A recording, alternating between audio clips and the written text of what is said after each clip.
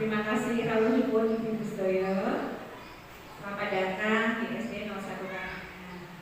Terima kasih atas kehadirannya dalam aksi nyata modul 1 pendidikan guru penggerak mengenai paradigma dan visi guru penggerak oleh saya Dian Ayu Kurniasi.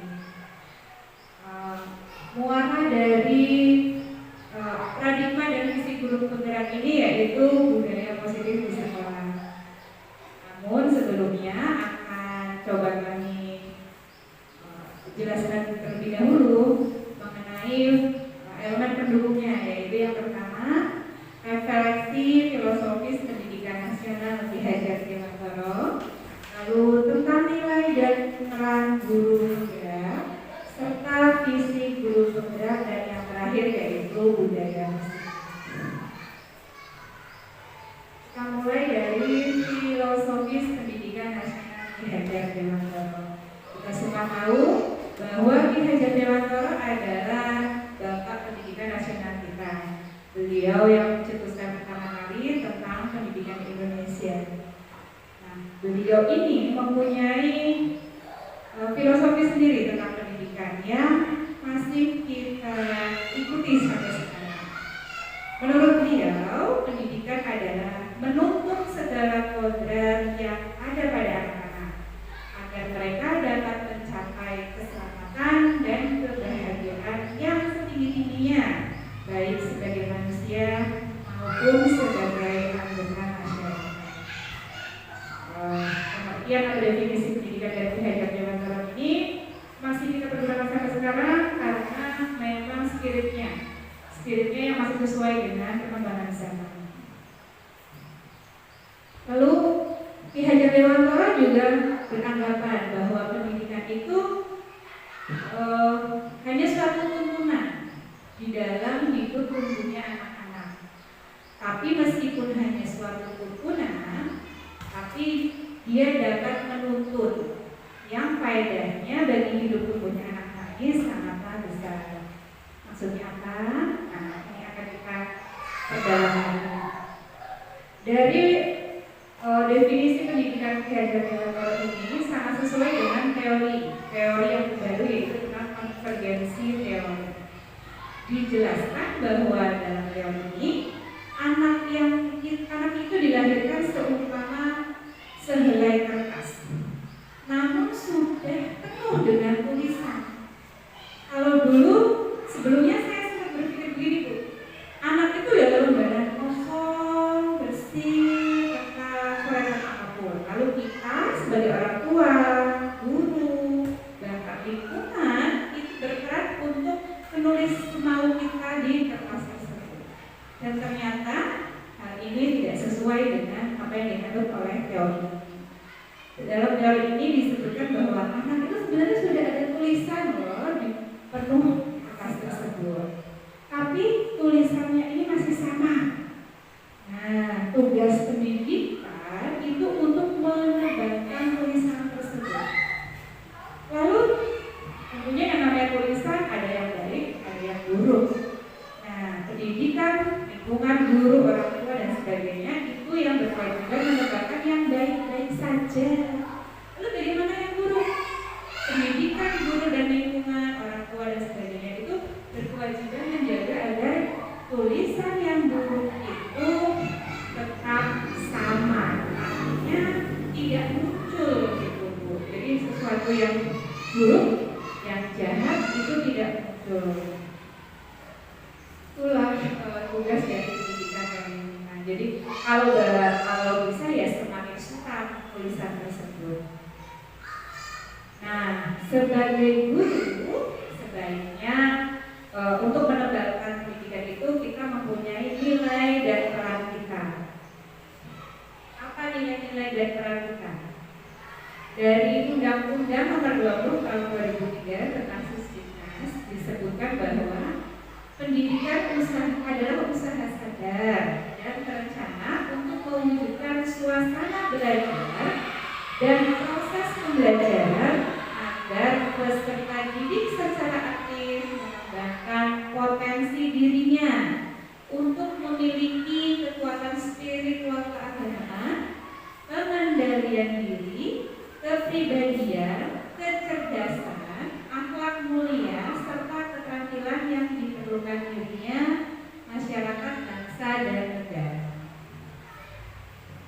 Jadi di situ lebih banyak dituliskan tentang kekuatan spiritual atau kita sebutnya dengan karakter ya. Kecerdasan itu satu di antara banyak panggilan yang diharapkan dari Undang-Undang Sisdiknas. Kenapa demikian? Bahwa ternyata karakter itu menjadi tujuan pokok utama. Baru nanti kecerdasan akan mengikutinya seperti itu. Nah, dari Undang-Undang Sisdiknas ini diharapkan siswa-siswa kita memiliki karakter yang kuat sesuai dengan nilai kebajikan yang universal. Kebajikan universal ini dalam pendidikan itu diharapkan sesuai dengan profil pelajar Pancasila yang dicetuskan sebagai pedoman dalam membangun karakter anak. Ini yang disebut kami tadi bahwa tujuan Sisdiknas itu salah utamanya adalah membangun karakter anak melalui profil pelajar Pancasila. Mengapa demikian? Profil pelajar Pancasila ini bisa kita tanamkan dalam kelas-kelas kita yang kecil. Dari situ insya Allah nanti akan bisa berkembang meluas menjadi lingkungan sekolah, lingkungan masyarakat. Pelajar Pancasila ini berarti bahwa pelajar sepanjang hayat yang mempunyai kompeten dan memiliki karakter sesuai dengan nilai Pancasila. Lalu apa saja sih profil pelajar Pancasila itu? Nah, ini ada 6 elemen profil pelajar Pancasila. Yang pertama, beriman bertakwa kepada Tuhan Yang Maha Esa dan berakhlak mulia. Yang dimaksud adalah bahwa harapannya peserta didik atau siswa kita ini mempunyai kompetensi dalam hal keimanan. Dia menjalankan apa yang diaturnya, lalu dia juga mempunyai akhlak sesuai dengan agama yang dipeluknya. Lalu yang kedua yaitu profil mandiri, artinya bahwa peserta didik atau pada umumnya kita semua berharap bahwa kita bisa melakukan sesuatu tanpa harus disuruh. Jadi terpanggil motivasinya dari dalam diri, gitu. Yang ketiga yaitu bergotong royong. Profil yang bergotong royong ini dimaksudkan bahwa kita semua harapannya adalah mampu berkolaborasi dengan semuanya, tidak tertutup atau membatasi diri. Lalu yang keempat, berkebinekaan global. Diharapkan bahwa peserta didik dan kita semua mampu menjalin komunikasi yang baik secara regional, nasional maupun global, dan mampu menerima keanekaragaman yang ada. Tentunya kita tahu bahwa Indonesia itu terdiri dari berbagai suku, agama, dan ras golongan. Diharapkan dari semua keanekaragaman itu siswa kita dan kakak dari kita mampu mempunyai profil berkebinekaan global. Ini ada sangkut pautnya dengan elemen yang lain ya, misalnya bergotong royong, mampu berkolaborasi dengan yang lain. Yang kelima yaitu bernalar kritis. Harapannya siswa kita, pelajar Indonesia, mampu mempunyai ide, mengolah informasi agar tidak menelan-mentah-mentah apa informasi yang didapat, sehingga dia dalam menyaring memfilter bahwa ini baik, ini buruk, lalu menyerap apa yang baik. Lalu yang terakhir, kreatif. Kreatif ini pelajar diharapkan mampu mempunyai ide yang orisinil, sesuatu yang belum ada, lalu dia bisa membaginya ke teman-teman sehingga tidak mudah meniru. Kreatif ini adalah profil pelajar Pancasila yang menjadi pedoman kita para guru dalam mendidik karakter para pelajar. Profil pelajar Pancasila ini tidak dibuat dalam pelajaran khusus, namun bisa diintegrasikan dalam setiap pelajaran, bahkan di luar kelas. Lalu nilai guru. Ini kita harapannya kita semua di sini adalah guru yang bergerak, sehingga saya menuliskannya sebagai nilai-nilai guru penggerak. Nilai-nilai guru penggerak ini diharapkan tujuan dari pendidikan nasional dapat tercapai. Yang pertama yaitu bahwa guru mestinya bisa berpihak pada murid. Maksudnya apa? Bahwa guru yang berpihak pada murid ini satu, pertama dia harus menganalisis dulu apa kebutuhan murid. Misalnya apa gaya belajarnya, bagaimana latar belakangnya, tidak memaksakan pembelajaran yang kurang sesuai dengan karakter murid kita. Yang kedua yaitu nilai reflektif. Harapannya setiap guru Indonesia itu mempunyai nilai reflektif, artinya bahwa setiap kita mampu introspeksi diri maupun bisa melihat segala pengalaman yang menjadi suatu pembelajaran, sehingga untuk kedepannya akan menjadi lebih baik. Apa sih yang sebenarnya bisa kita lakukan agar kesalahan tidak terulang seperti itu. Lalu yang nilai ketiga yaitu guru hendaknya mandiri. Yang dimaksud di sini bahwa dalam mencari sebuah kompetensi, meningkatkan kompetensi diri, maka hendaknya tidak perlu disuruh, tapi itu adalah inisiatif diri sendiri.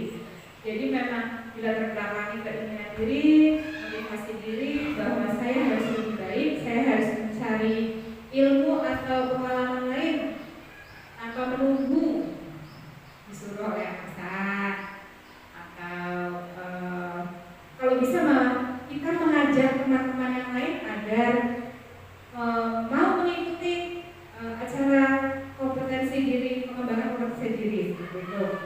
Lalu yang keempat yaitu nilai kolaborasi. Guru Indonesia ini harapannya bisa bekerja sama dengan semua elemen, entah itu rekan sejawat, kepala sekolah, bahkan stakeholder yang ada di sekitar sekolah. Ini semua dengan tujuan untuk satu, yaitu agar tujuan pendidikan nasional dapat tercapai. Yang terakhir, nilai guru yang terakhir yaitu nilai inovatif. Nilai inovatif ini berarti bahwa setiap guru Indonesia diharapkan mampu mencari sebuah terobosan baru, entah itu dalam pembelajaran maupun dalam manajemen sekolah, yang semuanya bertujuan kembali lagi kepada tujuan pendidikan nasional kita. Lalu apa peran kita? Kalau tadi nilai-nilai yang harus kita miliki, selanjutnya yaitu peran kita sebagai guru. Peran kita sebagai guru pertama, setiap guru hendaknya mempunyai peran menjadi pemimpin pembelajaran. Artinya bahwa setiap guru mampu menguasai hal-hal tentang pembelajaran, misalnya kurikulum, lalu bagaimana metode media pembelajaran yang berkaitan dengan teknis pembelajaran di dalam kelas. Hal ini dilakukan agar anak yang mengikuti pembelajaran ini merasa kaya akan pengalaman. Semakin banyak guru mempunyai. Yang kedua yaitu menjadi coach bagi guru lain. Artinya bahwa seorang guru itu hendaknya bisa selain bekerja sama dengan guru lain, dia juga bisa menjadi inisiator atau paling tidak membimbing guru lain, mengajak guru lain untuk belajar mengarah ke yang lebih baik. Itu. Lalu yang ketiga, mendorong kolaborasi. Jadi memang hendaknya guru-guru itu mempunyai ide supaya aktif gitu ya, aktif berkolaborasi, bekerja sama dengan rekan-rekan yang lain. Entah itu rekan sejawat, kepala sekolah, lalu komite ya, kalau di sekolah ada namanya komite sekolah, stakeholder yang lain. Mungkin masyarakat sekitar lingkungan sekolah juga perlu diajak kolaborasi. Yang keempat yaitu mewujudkan kepemimpinan murid atau study agency. Artinya bahwa kita sebagai guru mampu memanggil atau menciptakan, berarti apa ya, supaya murid, potensi murid itu muncul gitu. Anak-anak mampu menjadi pemimpin dirinya sendiri atau teman-temannya. Contohnya, misalnya dalam upacara, kadang untuk mencari petugas saja anak-anak masih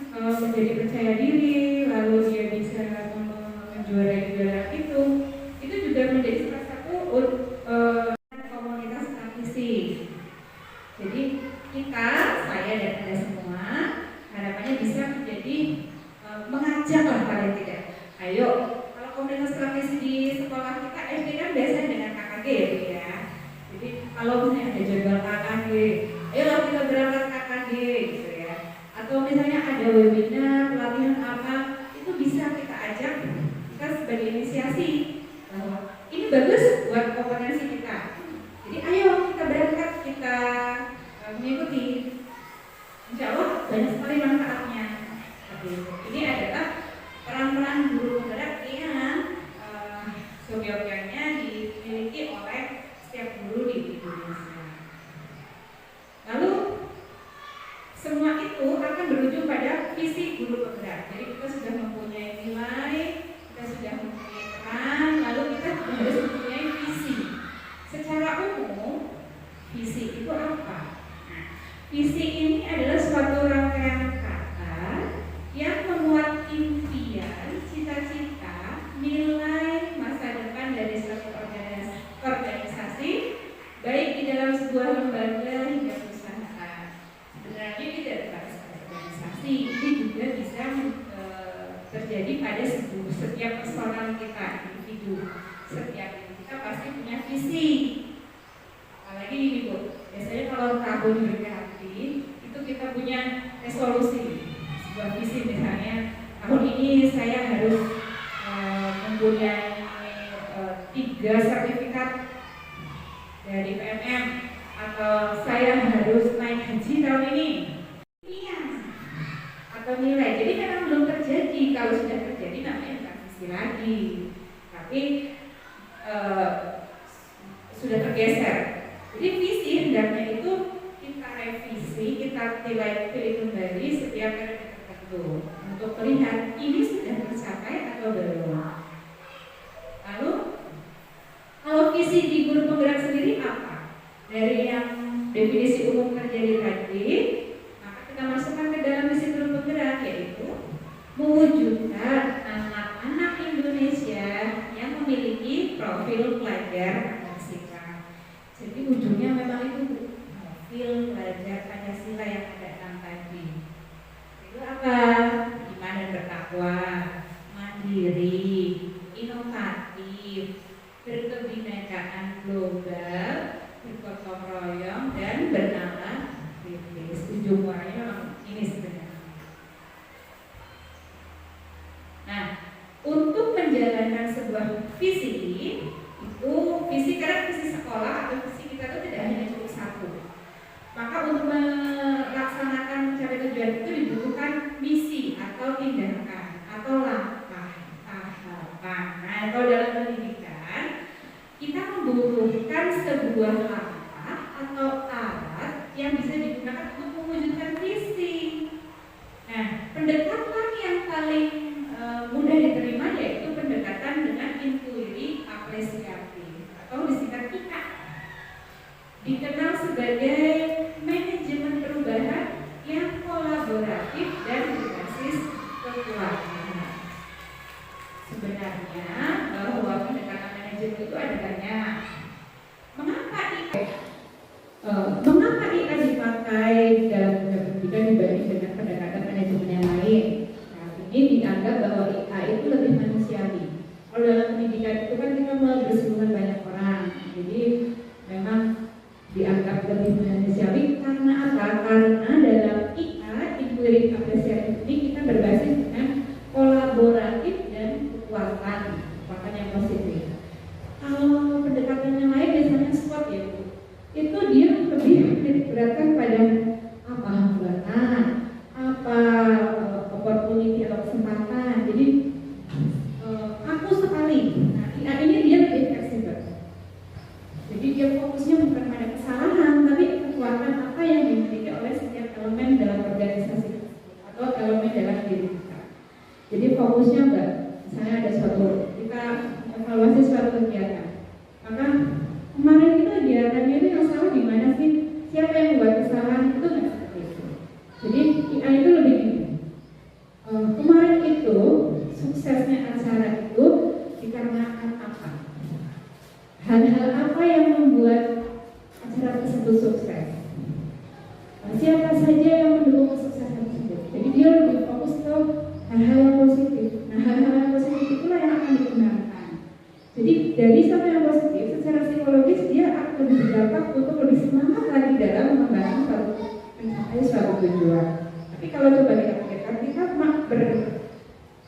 berpijak pada suatu yang salah, maka secara psikologis kita jadi kurang motivasinya. Misalnya kayak tadi, kenapa nilai di sekolah itu turun? Apa yang salah dengan pembelajaran kita? Ya, bagus juga sebenarnya, cuman itu kurang tepat. Akibatnya itu tadi secara psikologis kita berpikirnya yang buruk, sehingga motivasinya akan menjadi kurang. Inilah yang menjadi alasan mengapa inquiry apresiatif digunakan untuk mencapai visi yang ada di diri kita di sekolah maupun lingkungan. Pendekatan inquiry apresiatif ini bisa dimulai dengan mengidentifikasi hal baik apa yang ada di sekolah, mencari cara bagaimana hal tersebut bisa dipertahankan dan memunculkan strategi untuk mewujudkan perubahan ke arah yang lebih baik. Contoh menawi sekolah kita ingin maju, maka kita bisa bertanya ke seluruh guru dewan muda di sekolah. Misalnya, Bu Yayu punya minat di apa?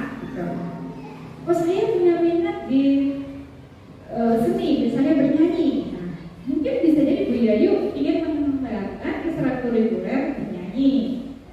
Terus misalnya ke Bu Herwati, saya punya minat di olahraga, maka Bu Herwati bisa mengembangkan ekstrakurikuler olahraga, atau misalnya sepak bola atau voli dan sebagainya.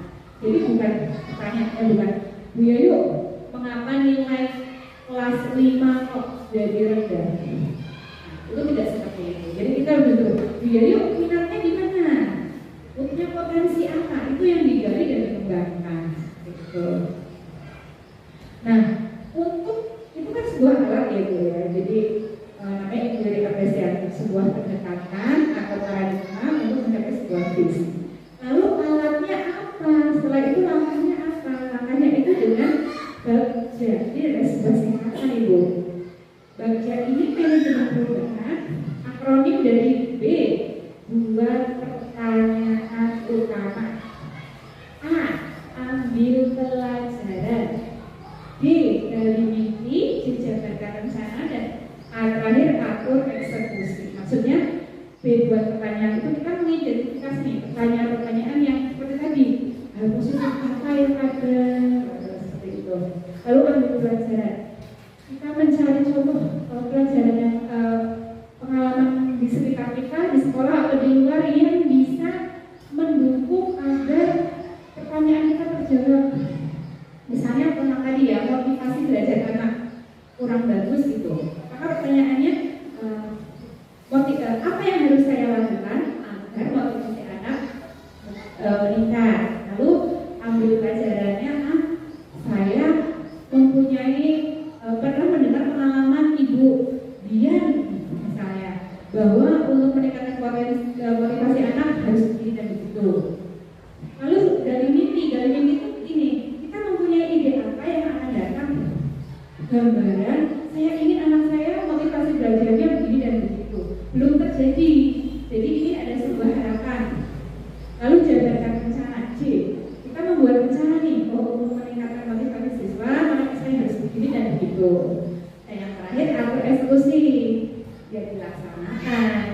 Salah satunya misalnya, saya juga untuk melaksanakan suatu program, maka kita harus mempunyai evaluasi, maka kita harus punya evaluator misalnya. Siapa yang kira-kira akan menilai bahwa program saya ini baik atau buruk, sudah berhasil atau belum? Ini adalah perangkat tahapan Bagja untuk mendukung terwujudnya visi dari sekolah kita. Gitu. Nah, ini yang muara dari tadi filosofis, nilai peran, dan visi belum bergerak. Itu terciptanya budaya positif di sekolah. Budaya positif, kita mulai dari disiplin ya Bu. Kalau disiplin secara umum itu dimaknai sebagai sesuatu yang dilakukan seseorang pada orang lain untuk mendapatkan kepatuhan. Kalau ibu-ibu biasanya mendengarkan disiplin itu sesuatu yang kayaknya negatif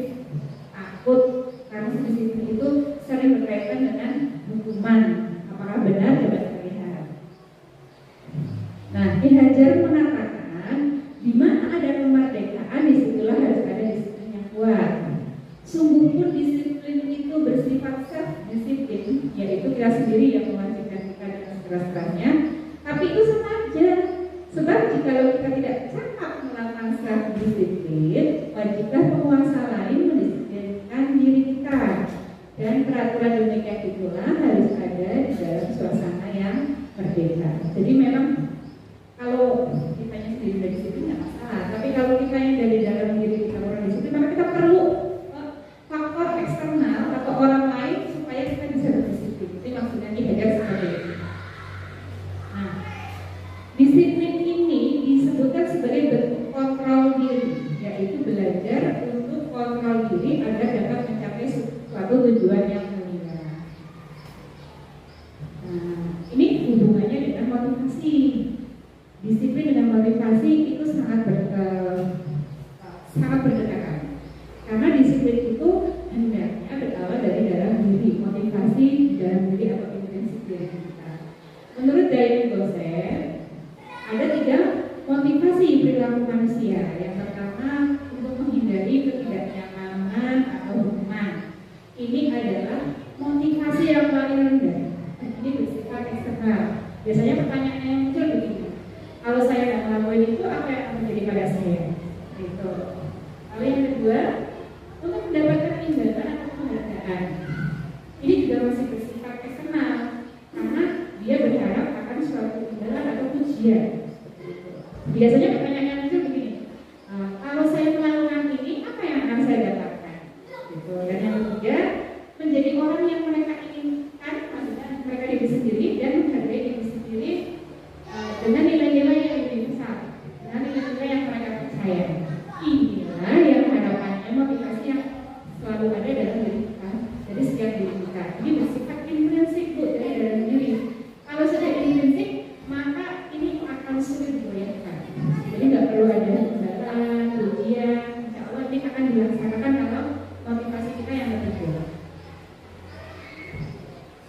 Nah, lalu bedanya tadi hukuman, konsekuensi, dan restitusi. Jadi disiplin itu ada hubungannya dengan hukuman, konsekuensi, restitusi. Disiplin itu dimulai dari motivasi diri, lalu disiplin itu juga berakibat pada hukuman, konsekuensi, dan restitusi. Kita mulai dari hukuman.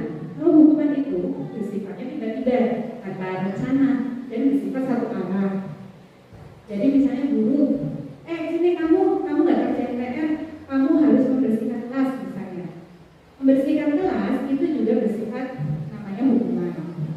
Lalu ada lagi hukuman yang bersifat verbal. Kamu nggak kerjain PR, gambar-gambar seperti itu. Jadi tiba-tiba tanpa rencana.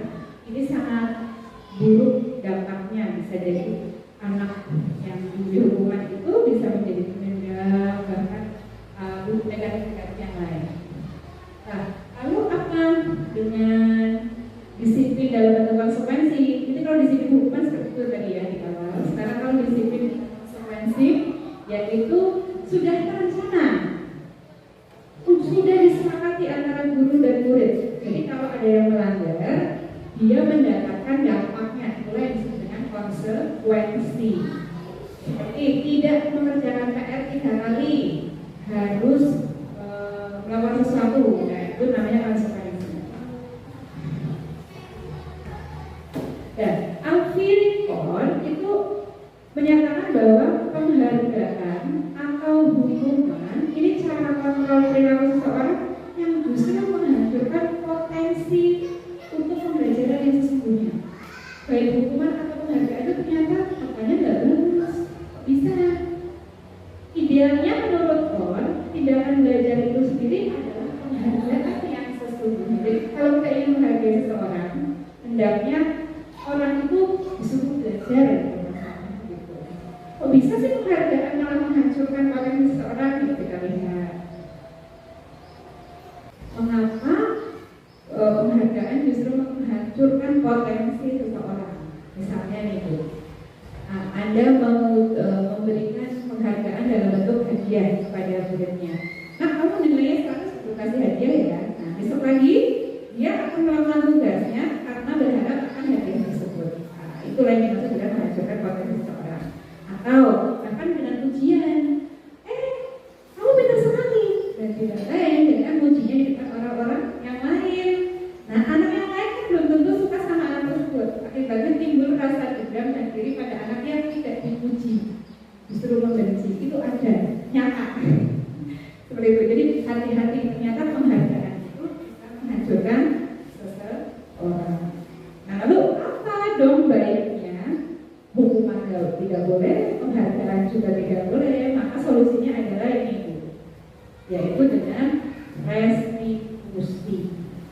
Nah, apa itu restitusi? Yaitu proses menciptakan kondisi bagi murid untuk memperbaiki kesamaan mereka, sehingga mereka bisa kembali pada kelompok mereka dengan karakter yang lebih kuat lagi. Misalnya ada anak selalu kesalahan, terus umumnya, dan saya juga seperti itu, dulu seperti itu tuh. Harapannya sekarang dan seterusnya tidak mengalami kesalahan yang sama. Memanggil anak, kamu kenapa melakukan kesalahan? Kamu gini deh. Bahkan seringnya saya tidak mau mendengarkan penjelasan anak-anak, langsung secara sepihak bahwa kamu salah, kamu maka dengan begitu kamu akan saya beri hukuman. Atau yang paling yang lebih ringan lagi, yaitu kamu harus menerima konsekuensi. Nah, ternyata itu salah. Apa yang saya lakukan itu salah. Jadi solusinya dengan restitusi. Caranya gimana restitusi itu? Coba kita lihat. Jadi caranya dia merupakan proses kolaboratif yang mengajarkan murid untuk mencari solusi untuk masalah. Jadi kita tidak sepihak. Jadi bersama-sama. Lalu membantu murid berpikir tentang kamu tuh ingin jadi seperti apa sebenarnya. Lalu bagaimana kamu harusnya memperlakukan orang lain. Itulah restitusi. Nah, ini ada tabel untuk membedakan antara restitusi, hukuman, dan konsekuensi. Ini sebagian saja itu. Kalau kita gali sebenarnya banyak perbedaannya. Misalnya ya, kalau hukuman itu biasanya sering menyakitkan. Lalu konsekuensi memang harus terjadi karena itu dampak yang ingin dia dampak yang harus diambil karena menambah sesuatu. Tapi restitusi itu pilihan. Jadi kamu mau bagaimana? Lalu yang hukuman itu seringnya nggak nyaman untuk anak. Ya, kamu jangka panjang bahkan bisa sampai membekas sampai kita besar. Jadi dulu pernah dulu di SD di TK pernah diberlakukan begini nih sama bapak ibu guru sampai sekarang masih teringat. Nah, itu efek dari hukuman. Lalu konsekuensi itu meskipun tidak nyaman jangka pendek, tapi tetap membuat anak tidak nyaman. Gitu. Misalnya tadi nggak mengerjakan PR 3 kali, saya harus membersihkan kelas. Dan enak membersihkan kelas dalam waktu pendek. Tapi meskipun sudah itu sudah. Nah, restitusi itu justru menguatkan dalam waktu yang jangka panjang. Jadi kamu tidak mengerjakan PR. Kenapa? Kalau setelah tahu alasannya kenapa, kira-kira terus kita mencari solusi bersama. Untuk kedepannya, apa yang akan kamu lakukan supaya hal itu tidak terjadi lagi? Karena diajak berpikir. Dengan anak belajar berpikir terjadi kesepakatan. Anak jadi berdasar dari dalam dirinya bahwa saya harus begini dan begitu. Dia lebih sadar dan bertanggung jawab atas apa yang akan dilakukannya nanti. Dan ini contoh-contoh yang lain ya. Lalu ciri-ciri restitusi. Yang pertama, itu bukan menebus kesalahan, tapi belajar dari kesalahan. Kayak tadi, biar saya kerjain PR, jadi saya harus meluangkan waktu atau tidak terlalu malam dan sebagainya. Nah, restitusi itu memperbaiki hubungan. Kalau hukuman mungkin murid akan dendam sama ibunya nih, maka secara sepihak saya kasih tugas ini. Tapi kalau restitusi justru mendekatkan, bisa mendekatkan antara guru dan murid. Lalu ini juga tawaran, bukan paksaan. Biasanya ibu, lalu bagaimana dong Mbak, Mas, kamu sebaiknya gimana? Kamu punya solusi apa supaya hal ini tidak terjadi lagi? Nah, ini menuntun ke dalam diri seseorang. Biasanya guru harus begitu, apalagi ke anak usia SD.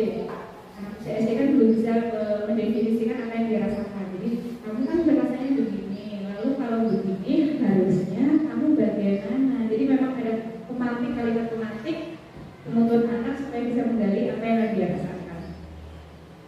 Lalu ini yang penting Bu, mencari kebutuhan Jangan-jangan anak-anak melakukan suatu kesalahan atau pelanggaran itu karena kebutuhannya tidak terpenuhi. Misalnya nih, kita sedang mengajar, ada yang lagi senang sedang gurau, atau ada yang lempar-lemparan kertas seperti itu. Umumnya saya pasti biasanya akan ini. Kamu nggak boleh seperti itu. Karena kamu seperti itu, maka kamu akan kasih berubah hanya menulis sekian halaman gitu. Nah, tapi secara restitusi makanya sarankannya begini.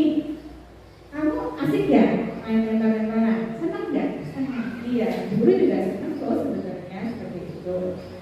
Tapi apa kira-kira yang akan kamu rasakan kalau kamu lempar-lemparan gitu? Kira-kira terganggu tidak? Dia akan berpikir gitu. Nanti akhirnya dia akan mendapatkan jawaban bahwa apa yang saya lakukan itu salah. Seperti itu. Jadi memang ini PR-nya banyak. Salah satunya yaitu mencari kebutuhan dasar murid. Murid ini dulunya nopo apa sih yang belum dia penuhi, kebutuhan apa sehingga dia orang seperti itu. Jadi memang banyak sekali pekerjaannya. Lalu restitusi itu fokus pada karakternya dan tindakannya. Maksudnya, ini baik, ini buruk. Jadi kesalahan apa misalnya, guru tidak ingin menyalahkan apa yang kamu ini tindakanmu, tapi guru hanya ingin tahu kamu itu alasannya apa. Misalnya seperti itu. Lalu restitusi menguatkan itu tadi yang saya kembali lagi Bu, bahwa ini sebaiknya tidak kamu lakukan supaya teman-teman merasa nyaman dan sebagainya, misalnya seperti itu. Dan fokus pada solusi yang ingin supaya hal-hal yang buruk, pelanggaran tidak berulang lagi itu apa. Ini dulu kesepakatan. Jadi tidak terus nih kalau kamu begini, jadi dulu jangan menyodorkan jawaban dulu biar anak berpikir supaya itu keluar dari dalam dirinya. Nah, mengembalikan murid yang berbuat salah pada kelompoknya. Biasanya anak-anak yang sudah mendapatkan restitusi dia akan semakin tidak tertekan. Jadi lebih bisa saya tidak akan seperti itu lagi. Saya akan kembali ke teman-teman saya yang lain dengan lebih semangat memperbaiki diri. Ini ciri-ciri restitusi. Nah, di dalam restitusi posisi guru itu ada 5, namanya posisi kontrol. Kita akan melihatnya apa saja 5 posisi kontrol ini.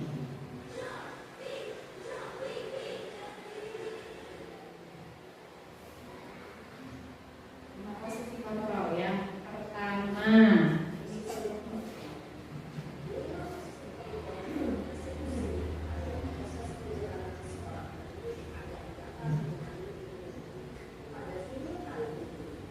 saya percepat ya.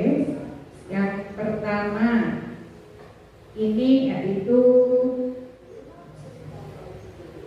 sebagai penghubung, membuat merasa bersalah.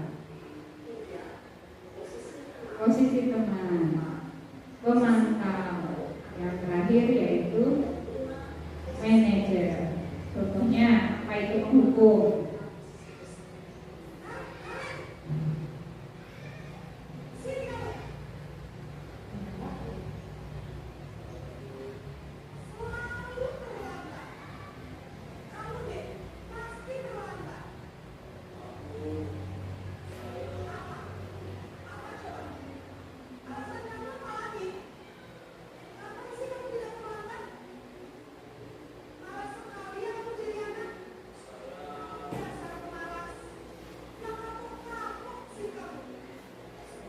Ini adalah cuplikan dari posisi penghukum. Jadi anak sama sekali tidak diberi kesempatan untuk memberikan alasan, hanya satu arah. Kalau ini langsung verbal itu ya. Di terakhir di ujung video anak ini akan disuruh lari di lapangan. Jadi memang hukumannya begitu. Ini adalah ibu sebagai posisi penghukum. Nah sekarang, ini ciri-cirinya menghardik, unjuk-unjuk, berkacang pinggang, bentak. Itu berarti kita dalam posisi hukum. Pernah nggak ya? Kalau saya dulu sering Bu, harapannya sekarang saya nggak lagi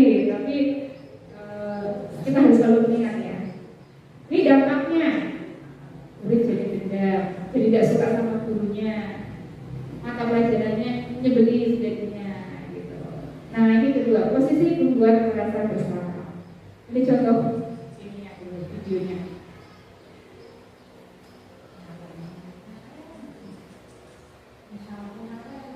Marah terus.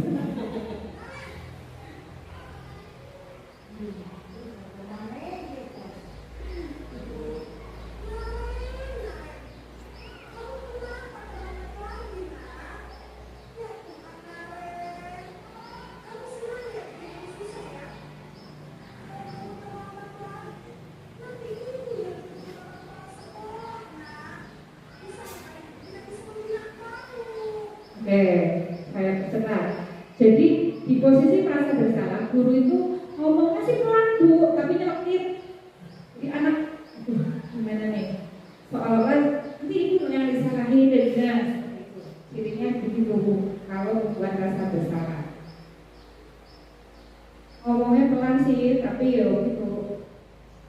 Nah, bagaimana kita lihat ulasannya?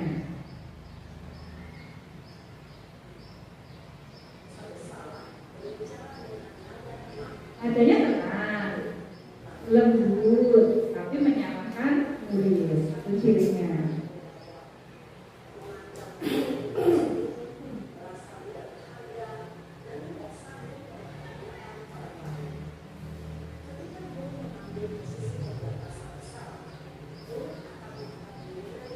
Dia jadi merasa percaya diri, bisa jadi merasa bersalah dan bisa di lingkungan ini bisa fatal sebenarnya. Nah ini posisi ketiga, posisi teman. Ini yang sudah posisi ini sudah oke.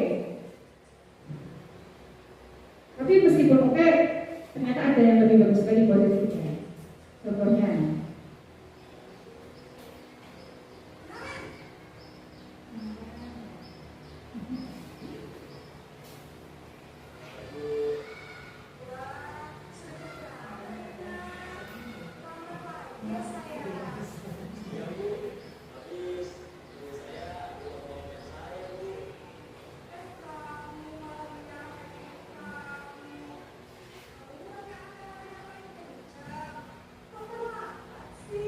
ya, jadi dalam posisi teman, guru itu soal memposisikan dirinya sebagai teman. Biasanya kata-katanya pun lembut, lalu terdengar lebih dekat ke anak. Seperti itu. Sebenarnya posisi ini anak-anak banyak suka bu. Hanya efeknya anak-anak sukanya pada posisi guru tersebut, akibatnya dia tidak akan nurut sama guru yang lain. Seperti itu. Jadi ketergantungan nih dengan guru yang dalam posisi teman. Nih, posisi suara guru lebih ramah, itu ciri-cirinya.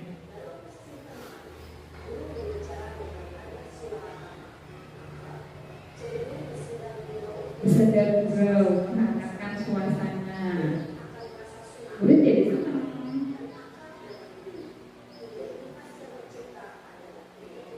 Sukses sih, berhasil, tapi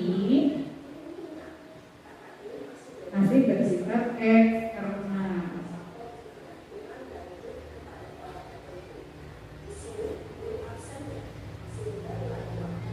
Jadi murid tidak mandiri itu. Masih tetap ada dampak buruknya, meskipun kelihatannya baik.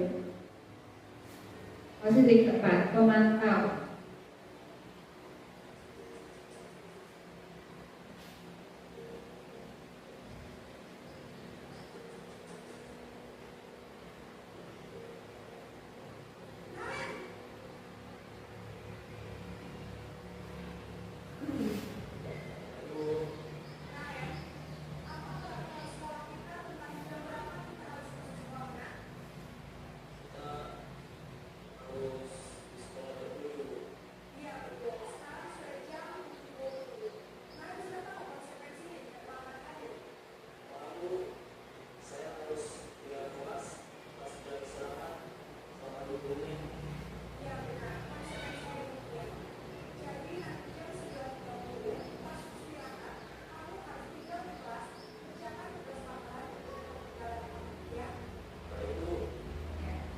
Untuk posisi yang keempat ini, guru itu kata-katanya lebih formal, tidak seperti yang posisi tiga teman tadi. Lalu gak ada basa-basinya biasanya Bu ya. Dia selalu mengingatkan akan aturan dan konsekuensi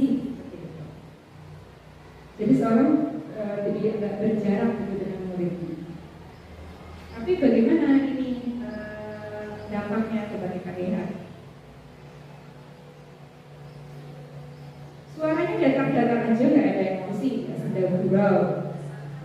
Identitas positifnya berhasil.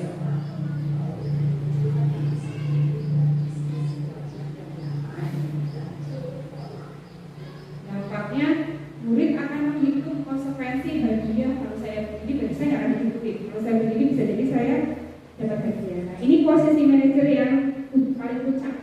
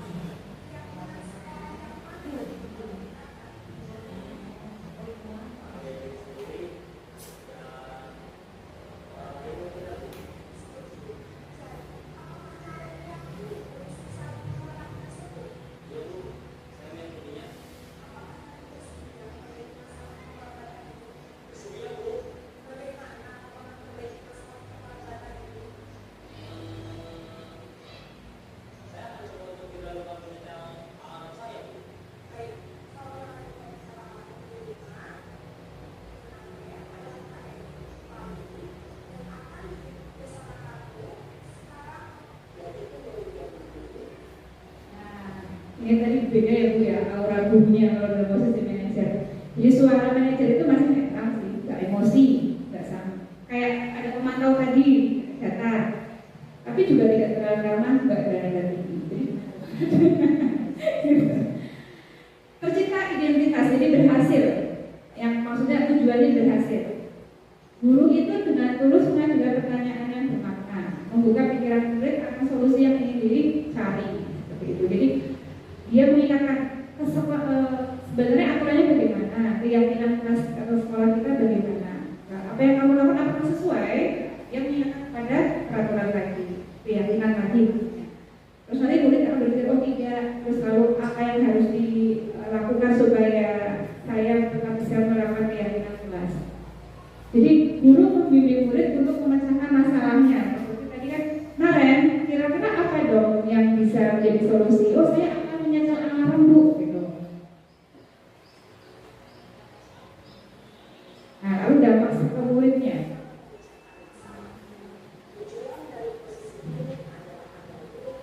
Nah, tujuannya supaya murid berefleksi atas tindakannya. Dampaknya murid akan jadi mandiri karena terbiasa berpikir.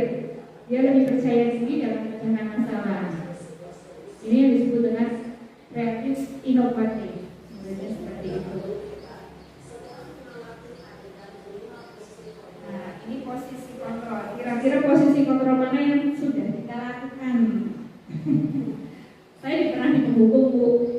Selama ini bahasanya kayak gitu, menghukum. Terus apa tadi? Setelah menghukum, merasa bersalah, membuat anak merasa bersalah. Teman itu baru-baru kemarin. Jadi ini sedang belajar untuk meningkatkan lagi ke posisi idealnya, itu posisinya manajer. Ini sedang praktis. Lalu satu lagi, untuk supaya posisi kontrol kita ini bisa sukses dalam manajer, kita perlu kalau ada suatu pelanggaran dan sebagainya, kita perlu namanya segitiga restitusi. Jadi restitusi yang tadi sebagai alat untuk perubahannya pada anak supaya bagus, itu ada caranya, yaitu dalam 3 tahapan. 3 tahapan itu kita lihat dulu ya. Bagaimana kita menjalankan restitusi? Restitusi ada 3 tahapan. Yang pertama,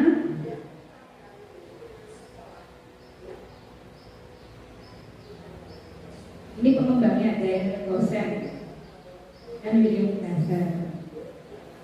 Kembali lagi diingatkan ya bahwa segitiga restitusi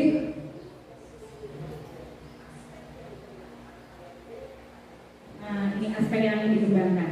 Jadi dari dalam diri murid sendiri.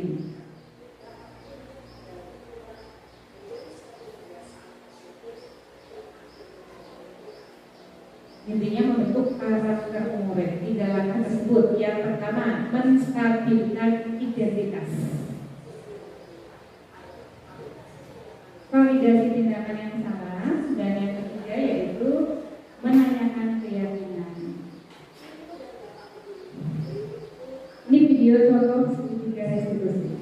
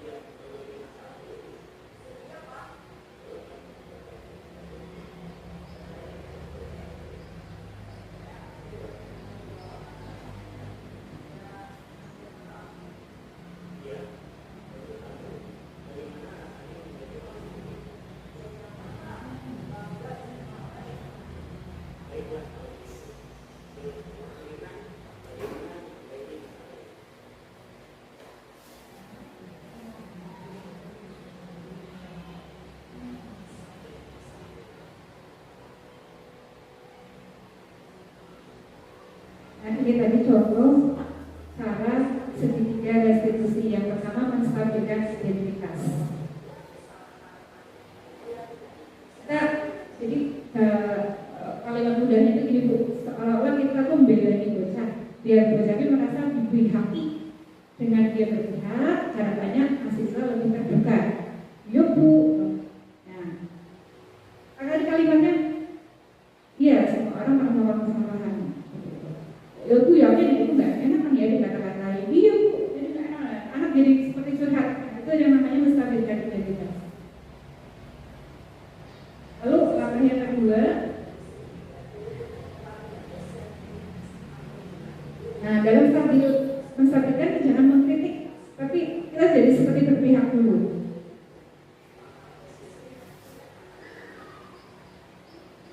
Ini pertanyaan yang muncul tadi, misalnya, ya itu aja masalah, itu, lalu nggak ada manusia yang sempurna. Kita kok bisa berbaiki masalah ini. Fokus memperbaiki masalah. Oke. Lalu yang posisi yang kedua, validasi tindakan yang salah. Setelah menstabilkan identitas, anak merasa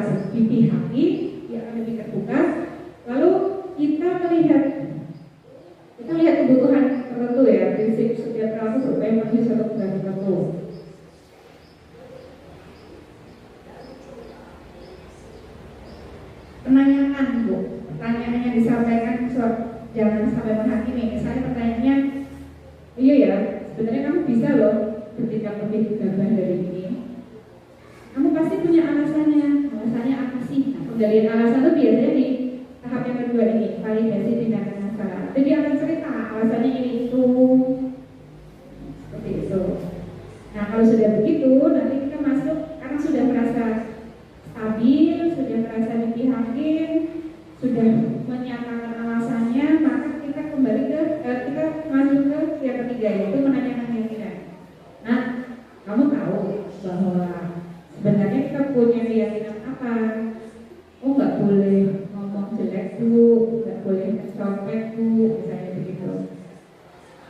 Nah, nanti kita bisa kembali bertanya, nah, yang kamu lakukan itu sudah sesuai nggak dengan keyakinan yang kamu yakini? Akhirnya kita akan berpikir, oh enggak Bu, nggak sesuai. Terus solusi apa? Nah, solusi itu ada di tahap yang ketiga ini. Jadi anak itu digali dulu, dia akan berpikir apa sih yang sebaiknya saya lakukan supaya tindakan saya tidak terulang. Gitu. Nah ini nilai apa yang sudah disepakati? Kamu tuh ingin jadi seperti apa sih sebenarnya?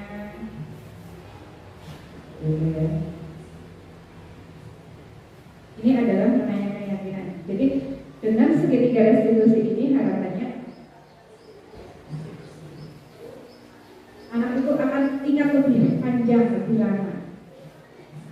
Satu yang harus kita kaitkan yaitu bahwa harus selalu dikaitkan dengan keyakinan-keyakinan yang sudah disepakati. Dia juga bersedia untuk memperbaiki kesalahan dan harus relevan dengan masalah yang ada, pecahan masalahnya. Dan perlu usaha, ini yang terakhir. Jadi itu adalah cara, salah satu cara kita untuk melakukan restitusi tidak menstabilkan identitas, lalu validasi tindakan, dan ketiga menanyakan keyakinan. Sampai di sini panjang ya Bu. Barangkali ada yang ingin berbagi pengalaman atau mungkin ada sesuatu yang masih mengganjali hati ingin bertanya, boleh silakan. Oh iya silakan.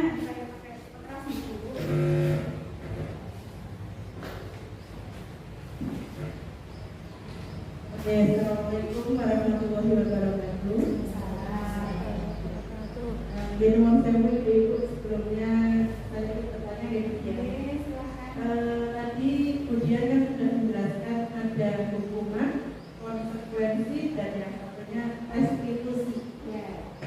Nah tadi sempat saya melihat di layar itu tadi yang menjadi pilihan itu lebih baik kan restitusi atau gitu. Yang ingin saya tanyakan itu untuk restitusi kira-kira paling cocok itu diterapkannya di kelas berapa gitu? Karena kan saya pribadi memegangnya kelas 9, jadi mohon pencerahan alasannya itu bagaimana? Assalamualaikum warahmatullahi wabarakatuh. Pertanyaannya bagus, menarik ya. Jadi restitusi yang dipilih ini sebaiknya diterapkan atau idealnya diterapkan di kelas mana? Bukan idealnya semua kelas Bu. Jadi dari kalau kita SD kan kelas 1 sampai 6. Jadi restitusi itu sebaiknya diterapkan di seluruh jenjang kelas 1 sampai 6. So, anak kecil gimana nih? Kamu bisa diajak berpikir, jangan meremehkan. Anak kecil tuh bisa diajak berpikir tentunya dengan bahasa mereka sendiri. Dengan kita dari dini menjalankan restitusi, mengajak mereka berpikir dari awal, mereka lebih terbiasa untuk mengolah pikiran dan hati mereka supaya terbentuklah karakter yang bagus, yang kuat. Lalu mereka juga terlatih untuk berpikir kritis gitu bahwa saya diajak. Jadi sering diajak diskusi. Kalau anak yang diajak diskusi coba diberi sesuatu yang sudah jadi itu dia kurang kreatif. Jadi semua elemen, semua kelas itu ideal untuk diterapkan restitusi. Itu ya Ibu Hernia dan yang lain.